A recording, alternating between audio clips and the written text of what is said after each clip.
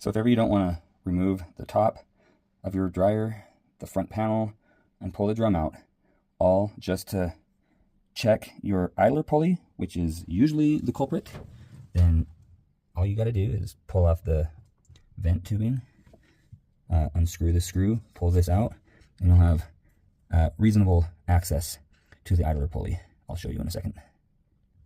So I took that screw out, pull this tubing out, take a peek down in here, and there she is. That idler pulley is trashed. Wow. Hopefully I haven't ruined my belt too much.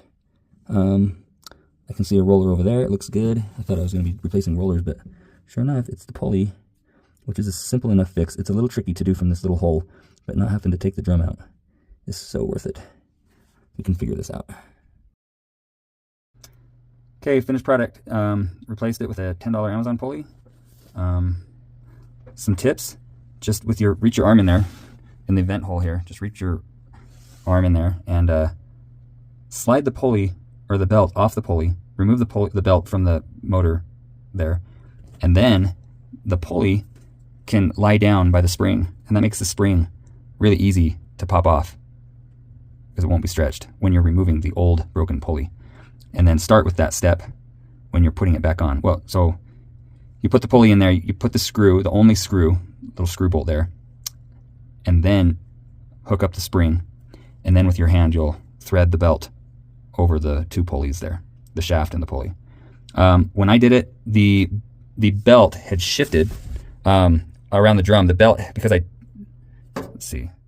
because I tipped the dryer up in the space that I'm working in to figure this out, the belt shifted towards the front of the drum, and that was causing the belt to kind of rub up against the spring and that pulley plate there. And so I manually gave it a couple spins until the belt repositioned itself in its happy place in the center of the drum, and now it's spinning like a champ. So take pictures as you go, but this is how you can do it without tearing apart your entire machine. So we slide this piece back in there, get it in there, and then look down the tube. It just slides right over. A little finesse. I need two hands. Once it's in, you'll screw your bolt back on.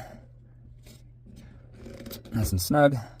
We'll get out of the way, put the dryer vent back on, turn it on, let your hair run. Okay, moment of truth. Please don't be loud.